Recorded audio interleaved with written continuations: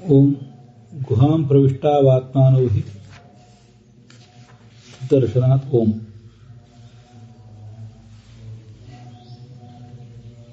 शुभं पिबत्यसौ नित्यं नाशुभं स हरिः पिबेत् पूर्णानंदमयस्यास्य चेष्टा न ज्ञायते क्वचित्।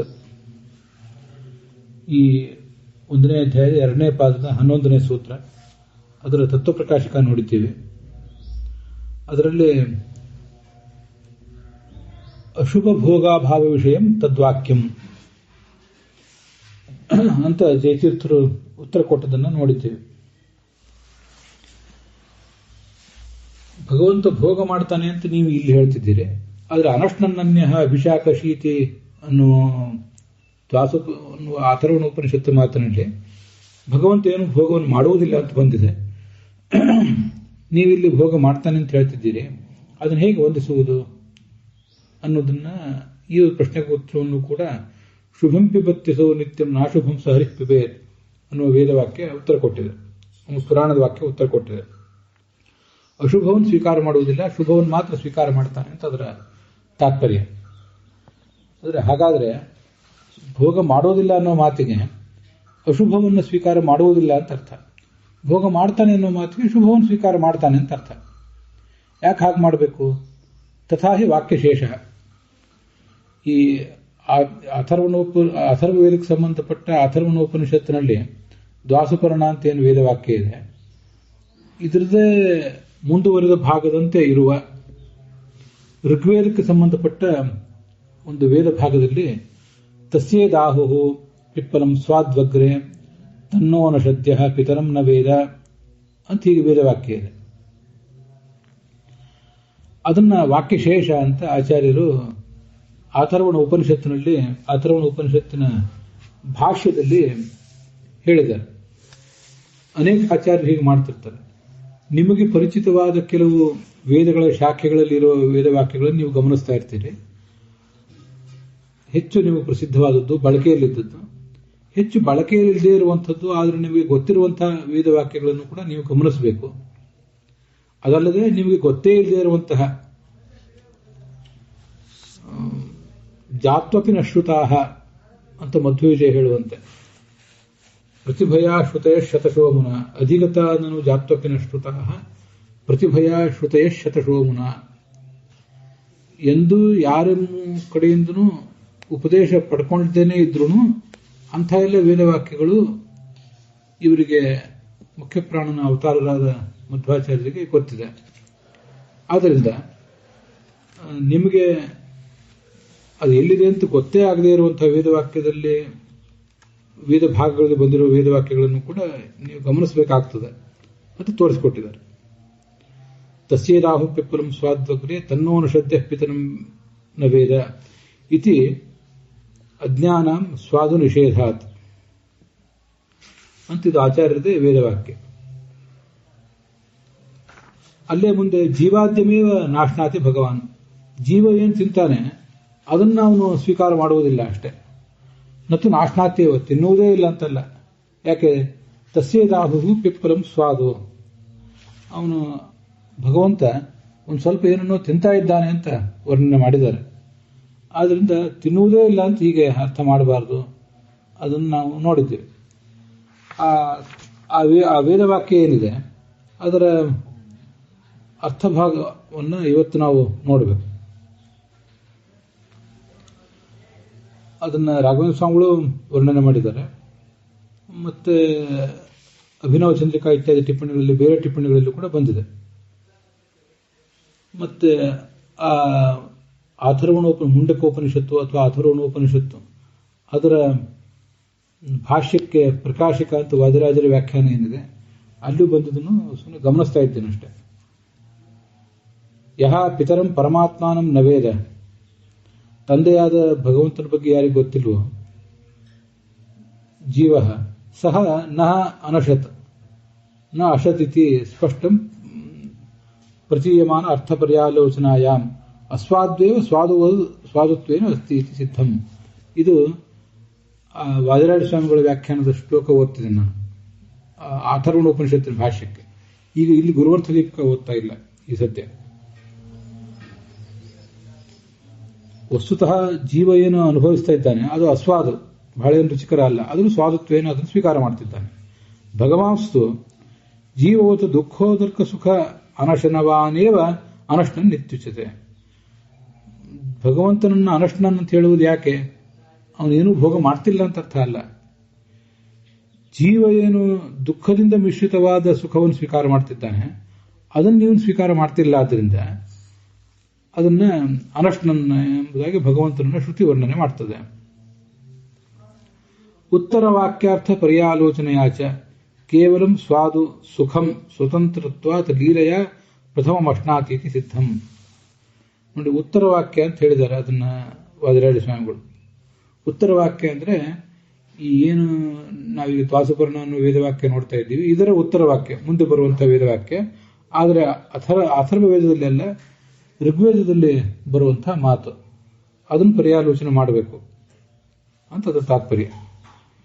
ಆದ್ರೆ ನಾವನೇನು ಒಟ್ಟಾರೆ ಒಂದು ಭೋಗ ಪ್ರಕಾರ ಹೇಗೆ ಅಂದ್ರೆ, ಸ್ವಾದುವಾದ ಸುಖವನ್ನೇ ಸ್ವತಂತ್ರನಾಗಿ ಅದು ಲೀಲೆಯಿಂದ ಪ್ರಥಮ ವೈಷ್ಣಾತಿ 4 ಸಂಗತಿಗಳಲ್ಲಿ ಜೀವ ಅಸ್ವಾದವನ್ನು ಸ್ವಾದವನ್ನು ಎರಡನ್ನೂ ಸ್ವೀಕಾರ ಮಾಡ್ತಿರ್ತಾನೆ, ಸುಖ ದುಃಖ ಎರಡನ್ನೂ ಸ್ವೀಕಾರ ಮಾಡ್ತಿರ್ತಾನೆ. ಇವನು ಸುಖವನ್ನು ಮಾತ್ರ ಸ್ವೀಕಾರ ಮಾಡ್ತಾನೆ. ಜೀವ ಅಸ್ವತಂತ್ರನಾಗಿ ಸ್ವೀಕಾರ ಮಾಡ್ತಾನೆ, ಭಗವಂತ ಸ್ವತಂತ್ರನಾಗಿ ಸ್ವೀಕಾರ ಮಾಡ್ತಾನೆ. ಜೀವ ಕಷ್ಟಪಟ್ಟು ತಿಣುಕಾಡಿ ಅದನ್ನು ಸ್ವೀಕಾರ ಮಾಡ್ತಿರ್ತಾನೆ, ಭಗವಂತ ಲೀಲೆಯ ಸ್ವೀಕಾರ ಮಾಡ್ತಾನೆ. ಯಾವುದೇ ಪ್ರಯತ್ನವಿಲ್ಲದೆ ಅನಾಯಾಸವಾಗಿ ಪ್ಲೇಫುಲಿ ಅದನ್ನು ಸ್ವೀಕಾರ ಮಾಡ್ತಾನೆ.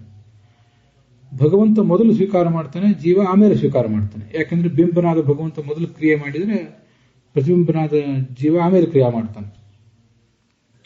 ಆದ್ದರಿಂದ ಪ್ರಥಮಂ ಸುಖವನ್ನ ಸ್ವತಂತ್ರವಾಗಿ ಲೀಲೆಯಿಂದ ಮೊದಲು ಸ್ವೀಕಾರ ಮಾಡುವುದರಿಂದ ಅವನನ್ನ ಭೋಕ್ತ ಅಂತಾರೆ.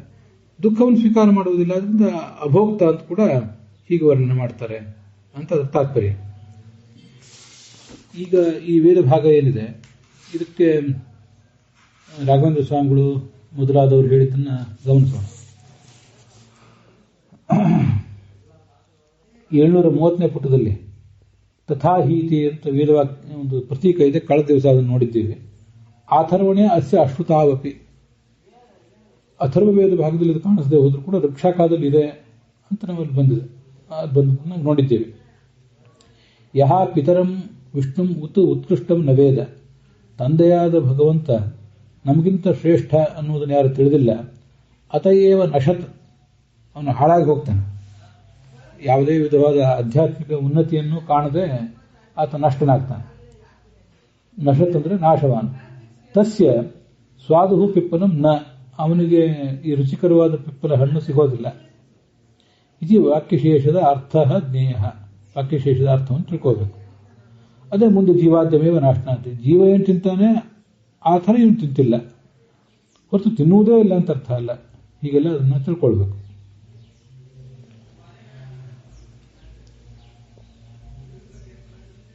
ತದ್ವಿವಿಕ್ತ ಸಾರಾಂಶ ಭೋಕ್ತೃತ್ವಂತು ವಿದ್ಯತೆ. ಜೀವನಿಗಿಂತ ಭಿನ್ನವಾಗಿ, ತದ್ವಿವಿಕ್ತ ಅಂದರೆ ಅವನಿಗಿಂತ ಭಿನ್ನವಾಗಿ ಸಾರಾಂಶವನ್ನು ಸ್ವೀಕಾರ ಮಾಡುವ ಒಂದು ಭೋಕ್ತೃತ್ವ ಅಂತ ಅವನಿಗೆ ಇದ್ದೇ ಇದೆ. ಪ್ರವಿವಿಕ್ತಾಹಾರ ಭುಕ್ ಯಸ್ಮಾತ್ ಶಾರೀರಾದಾತ್ಮನಃ ಇತಿ ಶ್ರುತೇಹೆ. ಇದೇ ಪ್ರಾಯ ಮುಂಡಕೋಪನಿಷತ್ತು, ಇನ್ನೊಂದು ಮಾಂಡೂಕೋಪನಿಷತ್ತು. ಅಲ್ಲಿ 2 ಕಡೆ ಈ 3 ಭಗವಂತನ ರೂಪಗಳನ್ನು ವರ್ಣನೆ ಮಾಡ್ತಾರೆ. ಸ್ವಪ್ನ ನಿಯಾಮಕವಾದ ರೂಪ, ಮತ್ತೆ ಜಾಗೃತ ಅವಸ್ಥೆಗೆ ನಿಯಾಮಕವಾದ ರೂಪ, ಮತ್ತೆ ನಿದ್ರಾವಸ್ಥೆಗೆ ನಿಯಾಮಕವಾದ ರೂಪ ಅಂತ ಅಲ್ಲೆಲ್ಲ. ಅಲ್ಲಿ ಪ್ರವಿವಿಕ್ತಾಹಾರ ಭುಕ್ ಅಂತ ಒಂದು ಶಬ್ದ ಬಂದಿದೆ. ಇದು ನಾನು ಯಾವ ಉಪನಿಷತ್ತು ಸ್ಪಷ್ಟವಾಗಿ ನೆನಪಿಲ್ಲ. ಪ್ರಾಯ ಮಾಂಡೂಕ ಉಪನಿಷತ್ತು ಇರಬೇಕು. ಅದು ಅಥರ್ವವೇದಕ್ಕೆ ಸಂಬಂಧಪಟ್ಟದ್ದೇ ಮಾಂಡೂಕ ಉಪನಿಷತ್ತು. ಪ್ರಸಿದ್ಧವಾದ ಉಪನಿಷತ್ತೇ ಇದೆ. ಅಲ್ಲಿ ಅಕಾರ ಉಕಾರ ಮಕಾರಗಳ ಅರ್ಥವನ್ನು ವಿವರಣೆ ಮಾಡುವಾಗ ಆಯಾ ಅಕಾರ ಉಕಾರ ಮಕಾರಗಳಿಂದ ವಾಚ್ಯವಾದ ಭಗವಂತನ ರೂಪಗಳು ಅವು ಹೇಗಿರ್ತವೆ, ಅಷ್ಟಾದಶ ಮುಖಗಳು ಅಂತ ಹೀಗೆಲ್ಲ ಬಂದಿದೆಯಲ್ಲ, ಅದೆಲ್ಲ ಬಂದಿರುವುದು ಆ ಉಪನಿಷತ್ತಿನಲ್ಲಿ. 18 ಮುಖಗಳು ಇರ್ತವೆ.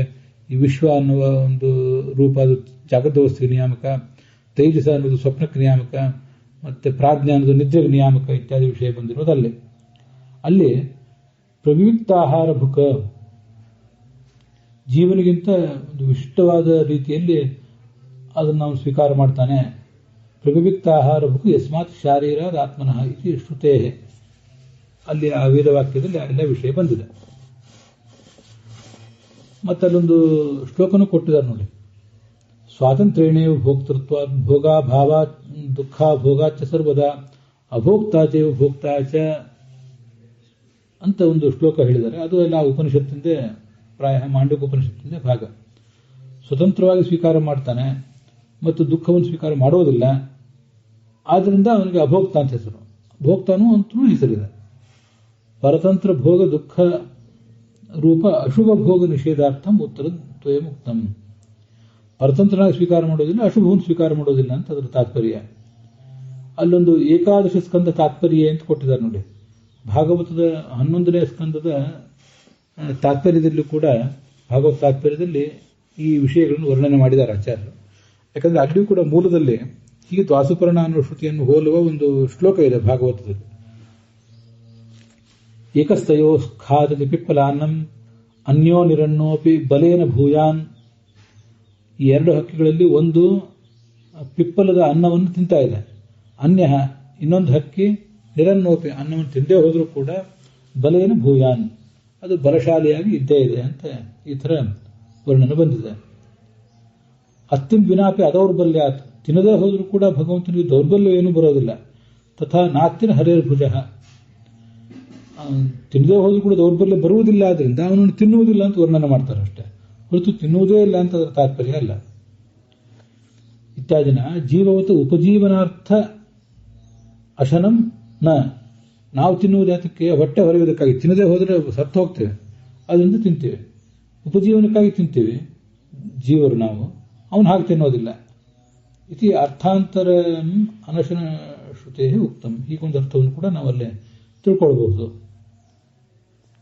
ಮುಂದೆ ಒಂದು ಬ್ರಹ್ಮಸೂತ್ರ ಇದೆ, ಸ್ಥಿತ್ಯ ಧನಾಭ್ಯಾಮ್ ಅಂತ. ನಾ ಸೂತ್ರ ಸಂಖ್ಯೆ ನೋಡ್ಲಿಕ್ಕೆ ಹೋಗಲಿಲ್ಲ, ಪ್ರಸಿದ್ಧವಾದ ಸೂತ್ರ ಅದು. ಅವನು ತಿಂತಾನೆ ಅಂತ ಹೀಗೆ, ಅದನ್ನ ಅಂದ್ರೆ ತಿನ್ನುವುದು, ಸ್ಥಿತಿ ಅಂದ್ರೆ ಇರುವುದು ಅಂತ ಹೀಗೆಲ್ಲ ಏನೋ ಅಲ್ಲಿ ಬಂದಿದೆ. ಮುಂದೆ ಗೀತಾ ಭಾಷ್ಯದಲ್ಲಿ ಕೂಡ 7ನೇ ಅಧ್ಯಾಯದಲ್ಲಿ ಈ ವಿಷಯಗಳೆಲ್ಲ ಬಂದಿದೆ ಅಂತ ಅದರ ತಾತ್ಪರ್ಯ ಇದೆ. ಗೀತಾ ಭಾಷ್ಯದಲ್ಲಿ ಸುಖರೂಪಸ್ಯ ಭೋಕ್ತೃತ್ವ ಅಥವಾ ಸರ್ವಸ್ವರೂಪತಃ ಅಂತ ನಾರದ ಪುರಾಣದ ಮಾತೊಂದನ್ನು ಆಚಾರ್ಯರು ಉದ್ಧರಿಸಿದ್ದಾರೆ. ಇದು 7ನೇ ಸ್ಕಂದದಲ್ಲಿ 5ನೇ ಶ್ಲೋಕದ ರೂಪದಲ್ಲಿ ಬಂದಿರುವಂತಹ ವಿಚಾರ. ಸುಖರೂಪವನ್ನು ಯಾವತ್ತೂ ಕೂಡ ಅವನು ಭೋಗ ಮಾಡ್ತಾನೆ, ಆದ್ದರಿಂದ ಅವನಿಗೆ ಸರ್ವಸ್ವರೂಪ ಅಂತ ಈಗ ಹೆಸರಿದೆ ಅಂತ ಅಲ್ಲಿ ವಿಚಾರ ಬಂದಿದೆ. ಇದು ಗೀತಾ ಭಾಷ್ಯದಲ್ಲಿ 7ನೇ ಅಂದ್ರೆ 7ನೇ ಅಧ್ಯಾಯದಲ್ಲಿ ಅದನ್ನು ವರ್ಣನೆ ಮಾಡಿರ್ತಾರೆ. ಋತಂ ಪ್ರಬಂತಾವಿತ್ಯತ್ರ ಋತ ಶಬ್ದ ಋತಂ ಸತ್ಯಂ ತಥಾ ಧರ್ಮ ಇದು ಗೀತಾ ಭಾಷ್ಯ ಹೋಗ್ತಿರುತ್ತೆ. ಧರ್ಮ ಮಾತ್ರ ಪರಹ, ಅದೇನು ಬೇಡ. ನಾವು ಇಷ್ಟು ಪ್ರಸಿದ್ಧವಾದ ಅಂಶಗಳನ್ನು ನೋಡಿದ್ದೇವೆ. ಈಗಾಗಲೇ ಇಲ್ಲೊಂದು ಉತ್ತರ ನಾವು ನೋಡಿದ್ದೇವೆ ಟೀಕಾದಲ್ಲಿ. ಪೂರ್ಣಾನಂದಸ್ಯಾಪಿ ಅಚಿಂತ್ಯೈಶ್ವರ್ಯ ಬಲೇನ ಸುಖಭೋಗೋಪಪತ್ತಿ ಅಂತ. ಭಗವಂತ ಪೂರ್ಣಾನಂದ, ಹಾಗಿದ್ಮೇಲೆ ಅವನು ಹೊಸದಾಗಿ ಈ ಜೀವ ಮಾಡುವ ಕರ್ಮದ ರಸವ ಫಲವಾದ ಸುಖವನ್ನು ಅನುಭವಿಸುವುದು ಏನರ್ಥ ಅಂತ ಹೀಗೆ ಪ್ರಶ್ನೆ ಬರ್ತದೆ. ಯಾಕೆ ಅವನು ಅನುಭವಿಸಬೇಕು? ಈಗಾಗಲೇ ಸುಖರೂಪನಾಗಿದ್ದಾನಲ್ಲ ಅಂತ ಹೀಗೆ ಪ್ರಶ್ನೆ ಬಂದರೆ, ಅದಕ್ಕೆ ಪೂರ್ಣಾನಂದನಾಗಿದ್ದಾನೆ, ಆದರೂ ಲೀಲೆಯಿಂದ ಅಚಿಂತ್ಯವಾದ ಐಶ್ವರ್ಯದ ಬಲದಿಂದ ಮತ್ತೆ ಸುಖವನ್ನು ಅನುಭವಿಸ್ತಾನೆ ಅಂತ ಹೀಗೆ ಮಾತುಗಳಿದೆ. ಆ ಮಾತಿಗೆ ಹಾಲು, ಈಗಾಗಲೇ ಒಂದಿಷ್ಟು ಹಾಲು ಇದ್ದೇ ಇದೆ. ಜೀವರಿಗೂ ಇದನ್ನು ಉದಾಹರಣೆ ಕೊಡಬಹುದು, ಭಗವಂತನಿಗೂ ಉದಾಹರಣೆ ಕೊಡಬಹುದು. ಭಗವಂತನದು ಅನಂತವಾದ ಸುಖ, ಅನಂತವಾದ ಹಾಲು, ಅದೇ ಮತ್ತೆ ಮತ್ತೆ ಉಕ್ಕುತ್ತಾ ಇರ್ತದೆ. ಅದರ ಆ ಉಕ್ಕುವಿಕೆಯ ಒಂದು ರೂಪವೇ ಈ ಸುಖವನ್ನು, ಈ ಜೀವ ಮಾಡುವ ಕರ್ಮದ ಫಲವನ್ನು ಅನುಭವಿಸುವುದು, ಸುಖವನ್ನು ಅನುಭವಿಸುವುದು. ಹಾಗೆ ಇಲ್ಲಿ ಇನ್ನೊಂದು ವಿಷಯ, ಜೀವ ಕರ್ಮವನ್ನು ಮಾಡಿದಾಗ ರಸಂ ಪಿಬತಿ ಕರ್ಮಜಂ ಅಂತ ಹೀಗೆ ಬಂದಾಗ ಜೀವ ಮಾಡುವ ಕರ್ಮದ ಫಲವನ್ನು ಸ್ವೀಕಾರ ಮಾಡುವುದು ಅಂತ ಒಂದು. ಕೆಲವು ಸರಿ ಜೀವನಿಗೇನು ಸಂಬಂಧವೇ ಇರೋದಿಲ್ಲ, ಜೀವ ತನ್ನಷ್ಟಕ್ಕೆ ತಾನೇ ಇರ್ತಾನೆ. ಅವನು ಪ್ರಳಯ ಕಾಲದಲ್ಲಿ ಸುಮ್ಮನೆ ಇರ್ತಾನೆ, ಅಥವಾ ಬೇರೆ ಯಾವುದಾದ್ರು ಕಾಲದಲ್ಲಿ ಅವನು ಏನೂ ಮಾಡಿಲ್ಲದೆ ಹೋದರೂ, ಜೀವ ಯಾವ ಕರ್ಮವನ್ನು ಮಾಡದೆ ಹೋದರೂ ಕೂಡ ಭಗವಂತ ಮತ್ತು ಲಕ್ಷ್ಮೀದೇವಿ ಇಬ್ಬರು ಮಾತ್ರ ಇರ್ತಾರೆ ಅಂತ ಇನ್ನೊಂದು ಸ್ಥಿತಿಯನ್ನು, ಇನ್ನೊಂದು ಪರಿಸ್ಥಿತಿಯನ್ನು ನಾವು ಕಲ್ಪನೆ ತಂದುಕೊಳ್ಳೋಣ. ಭಗವಂತ ಲಕ್ಷ್ಮೀದೇವಿ ಜೊತೆಗೆ ಸುಖವನ್ನು ಪಡ್ತಾನೆ. ರಮಾಯಾ ಸುಖ ಪಾತ್ರತ್ವಂ ನತು ರತಿ ಪಾತ್ರತ್ವಂ ನತು ರತಿ ದಾತೃತ್ವಂ ಅಂತ ಐತರೇಯ ಉಪನಿಷತ್ತಿನ ಭಾಷ್ಯದಲ್ಲಿದೆ. ಲಕ್ಷ್ಮೀದೇವಿ ಜೊತೆಗೆ ಅವನು ವಿಹಾರ ಮಾಡಿದಾಗಲೂ ಕೂಡ ಅಲ್ಲಿ ಆ ಸುಖವನ್ನು ಅನುಭವಿಸ್ತಾನಲ್ಲ, ಆ ಒಂದು ಪ್ರಸಂಗನೂ ಇಟ್ಕೋಬಹುದು. ಜೀವಂದು ಹಾಗೆ ಲಕ್ಷ್ಮೀದೇವಿ ಜೊತೆಗೆ ಸುಖವನ್ನು ಅನುಭವಿಸುವುದು, ಎಲ್ಲದಕ್ಕೂ ಒಂದೇ ಉತ್ತರ. ಈಗಾಗಲೇ ಪೂರ್ಣಾನಂದನಾಗಿದ್ದರೂ ಅಚಿಂತ್ಯವಾದ ಐಶ್ವರ್ಯದ ಫಲದಿಂದ ಅದನ್ನು ಅನುಭವಿಸ್ತಾನೆ. ಪೂರ್ಣಾನಂದಮಯಸ್ಯಾಸ್ಯ ಚೇಷ್ಟಾನಜ್ಞಾಯತೆ ಕ್ವಚಿತ್ ಅಂತ ಆ ಪದ್ಮ ಪುರಾಣ ಹೇಳಿದ್ದು ಅದಕ್ಕೋಸ್ಕರನೇ. ಅವನು ಪೂರ್ಣಾನಂದನೇ ಹೌದು, ಪೂರ್ಣಾನಂದ ಆದ್ರೂ ಕೂಡ ಈ ಅವನು ಮತ್ತೆ ಇದನ್ನು ಸ್ವೀಕಾರ ಮಾಡ್ತಾನೆ ಅನ್ನುವುದು ಯಾಕೆ? ಅವನ ಚೇಷ್ಟ ನಮಗೆ ಅರ್ಥ ಆಗೋದಿಲ್ಲ ಅಂತಲೇ ಪುರಾಣವೇ ಹೇಳಿದೆ. ಪೂರ್ಣವಾಗಿ ನಮಗದು ಗ್ರಹಿಕೆಗೆ ಬರೋದಿಲ್ಲ, ಯಾಕೆ ಹೀಗೆ ಮಾಡಬೇಕು? ನಾವು ಈ ಜಗತ್ತನ್ನು ನೋಡುವುದೆಲ್ಲವೂ ಕೂಡ ಯಾವುದಾದ್ರು ಕೊರತೆಯನ್ನು ನೀಗಿಸಿಕೊಳ್ಳುವುದಕ್ಕಾಗಿ ಏನಾದ್ರು ಭೋಗ ಮಾಡುವುದು, ಮತ್ತೆ ಅದರ ಫಲವನ್ನು ಸುಖವನ್ನು ಅನುಭವಿಸುವುದು. ನಾವು ಇಂಥವನ್ನೇ ನೋಡಿದ್ದರಿಂದ ನಮಗೆ ಅದೇ ಹಿನ್ನೆಲೆಯಲ್ಲೇ ಭಗವಂತ ಮಾಡುವ ಕ್ರಿಯೆಗಳ ಒಂದು ವಿಮರ್ಶೆನೂ ಕೂಡ ಮನಸ್ಸಿನಲ್ಲಿ ಮೂಡುತ್ತದೆ. ಆದರೆ ಹಾಗಲ್ಲ, ಪೂರ್ಣಾನಂದ ಅಪ್ರಾಕೃತವಾದ ಕ್ರಿಯಾ ಸುಖ ಇದ್ದವನು ಅವನು ಹೀಗೆ ಮಾಡುವುದು ಯಾಕೆ ಅಂತಂದ್ರೆ ಪೂರ್ಣವಾಗಿ ನಮ್ಗೆ ಗೊತ್ತಾಗೋದಿಲ್ಲ ಅಂತಲೇ ಹೇಳಿದೆ ಉಪನಿಷತ್ತು, ಪುರಾಣ ವಾಕ್ಯ. ಭಗವಂತ ಅದನ್ನು ಸ್ವೀಕಾರ ಮಾಡದೆ ಹೋದರೆ, ಬಿಂಬನಾದ ಅವನು ಆ ಕ್ರಿಯೆಯನ್ನು ಮಾಡದೆ ಹೋದರೆ, ಪ್ರತಿಬಿಂಬನಾದಂಥ ಜೀವನಿಗೂ ಕೂಡ ಅದನ್ನು ಸ್ವೀಕಾರ ಮಾಡುವ ಅವಕಾಶ ಶಕ್ತಿ ಬರೋದಿಲ್ಲ. ಅದಕ್ಕಾಗಿ ಮಾಡ್ತಾನಷ್ಟೆ. ಮತ್ತೊಮ್ಮೆ ಮೇಲೆ ಪ್ರಶ್ನೆ ಬರ್ತದೆ, ಅವನು ಸರ್ವಕರ್ತ ಆದ್ದರಿಂದ ತಾನು ಸ್ವೀಕಾರ ಮಾಡಿದ್ದೇನೆ ಜೀವನಿಗೆ ಮಾತ್ರ ಸ್ವೀಕಾರ ಮಾಡುವಂತೆ ಮಾಡಬಹುದಲ್ಲ, ಸರ್ವಕರ್ತ ಆಗಿದ್ದಾನೆ, ಅವನಿಗೆಲ್ಲವೂ ಸಾಧ್ಯ ಅಲ್ಲ. ಇವನು ಮಾಡದೆ, ಭಗವಂತ ಮಾಡದೆ ಹೋದ್ರೂ ಜೀವನೊಬ್ಬನಿಗೆ ಅದನ್ನು ಮಾಡಿಸಬಹುದಲ್ಲ ಅಂತ ಪ್ರಶ್ನೆ ಬಂದರೆ, ಚೇಷ್ಟಾನ ಜ್ಞಾಯತೆ, ಅಪ್ರಾಕೃತವಾದ ಚೇಷ್ಟ ಆದ್ದರಿಂದ ಅದು ಪೂರ್ಣವಾಗಿ ಅರ್ಥ ಆಗುವಂಥದ್ದಲ್ಲ ಅಂತಲೇ ಉತ್ತರ ಕೊನೆಗೂ ಹೇಳಬಹುದು. ಅಭಿನವ ಚಂದ್ರಿಕಾ ಟಿಪ್ಪಣಿಯಲ್ಲಿ 734ನೇ ಪುಟದಲ್ಲಿ ಆ ಒಂದೊಂದು ಶಬ್ದಕ್ಕೂ ಈಕ್ವಲ್ ಟು ಮಾರ್ಕ್ ಹಾಕಿ ಅರ್ಥ ಕೊಟ್ಟಿದ್ದಾರೆ. ನಮ್ಗೆ ಅದನ್ನು ಗ್ರಹಿಸೋದು ತುಂಬ ಸುಲಭ ಆಗ್ತದೆ. ಅದನ್ನ ಗಮನಿಸಿ. ಆ ಋಗ್ವೇದದಲ್ಲಿ ಬರುವ ಈ ಒಂದು ವಾಕ್ಯಶೇಷ ಅಂತ ಏನಿದೆ ಅದರ ಅರ್ಥ ಅಲ್ಲಿ ಹೇಳಿದ್ದಾರೆ, ಅದನ್ನೀಗ ಗಮನಿಸೋಣ. ತಸ್ಯೇದಾಹು ಪಿಪ್ಪಲಂ ಸ್ವಾದ್ವಗ್ರೆ ತನ್ನೋನು ಶಬ್ದ ಪಿತರನ್ನ ವೇದ ಅಂತಿದೆಯಲ್ಲ, ಯಾವ ಪರಮಾತ್ಮ ಅಗ್ರೆ ಅಂದ್ರೆ ಅಗ್ರ್ಯಃ ಶ್ರೇಷ್ಠ ಅಂತ ಹೀಗಾದ್ರ ಅರ್ಥ. ತಸ್ಯ ಇತ್ ಅಂತಿದೆಯಲ್ಲ, ಇತ್ ಅನ್ನೋದಕ್ಕೆ ಏವ ಅಂತ ಅರ್ಥ. ಹಾಗಾಗಿ ತಸ್ಯೇತ್ ತಸ್ಯೈವ ಅವನದ್ದೇ ಇದು. ಅದೇನು ಅವನಿಗೆ ಇದು ಅಂದ್ರೆ ಸ್ವಾದು ಪಿಪ್ಪಲಂ ಆಹುಹು, ಸುಖವನ್ನು ಭೋಗಿಸುವ ಒಂದು ಅವಕಾಶ ಇರುವುದು, ಸುಖವನ್ನು ಮಾತ್ರ ಭೋಗಿಸುವ ಅವಕಾಶ ಇರುವುದು ಅವನಿಗೆ ಮಾತ್ರ. ಸರ್ವೋತ್ತಮನಾದ ಪರಮಾತ್ಮಗೆ ಮಾತ್ರ ಶುಭ ಕರ್ಮದ ಫಲಭೋಗ ಇದೆ. ಇತಿ ಆಹುಹು ಅಂದ್ರೆ ಹೇಳ್ತಾರೆ. ಯಾರು ಹೇಳ್ತಾರೆ ಅಂದ್ರೆ ಜ್ಞಾನಿಗಳು ಹೇಳ್ತಾರೆ. ಮುಂದೆ ಎಷ್ಟು ಜೀವ, ಇನ್ನ ಯಹ ಪಿತರಂ ನ ವೇದ ಅಂತಿದೆಯಲ್ಲ, ಅಲ್ಲಿ ಯಹ ಅಂದ್ರೆ ಯಾವ ಜೀವ ಅವನು ಆ ಉತ್ಕೃಷ್ಟನಾದ ಪರಮಾತ್ಮನನ್ನ ನ ವೇದ ತಿಳಿದಿಲ್ವೋ, ಅಂಥವನು ಈ ತನ್ನ ಆ ಸ್ವಾದು ಫಲವನ್ನು ಅವನು ಸ್ವೀಕಾರ ಮಾಡೋದಿಲ್ಲ. ಅತಯೇವ ನಶತ್ ಅಂದ್ರೆ ನಾಶವಾನ್ ಭವತಿ, ಭಗವಂತನನ್ನು ತಿಳಿಯದೆ ಅವನು ನಾಶ ಹೊಂದಿಬಿಡ್ತಾನೆ. ನಾಶ ಅನ್ನೋದು ತಾತ್ಕಾಲಿಕ ನಾಶ ಆಗಿರಬಹುದು ಅಥವಾ ಶಾಶ್ವತವಾದ ನಾಶನೂ ಆಗಿರಬಹುದು. ಭಕ್ತನಾಗಿದ್ದರೆ ತಾತ್ಕಾಲಿಕವಾದ ನಾಶ, ಮುಂದೆ ಭಗವಂತನ ಚೇಷ್ಟೆಯನ್ನು ತಿಳಿದ ಮೇಲೆ ಮತ್ತೆ ಪುಟಿದದ್ದು ಸದ್ಗತಿಯನ್ನು ಪಡಿತಾನೆ. ಭಗವಂತನ ಭಕ್ತ ಅಲ್ಲದೆ ಹೋದರೆ ದುರ್ಗತಿಗೆ ಹೋಗ್ತಾನೆ ಅಂತ ಹೀಗೆ ಅದನ್ನು ತಿಳ್ಕೊಳ್ಬಹುದು. ಅಲ್ಲಿಗೆ ಇವತ್ತಿನ ಈ ಭಾಗ ಸಮಾಪ್ತ ಆಗಿದೆ.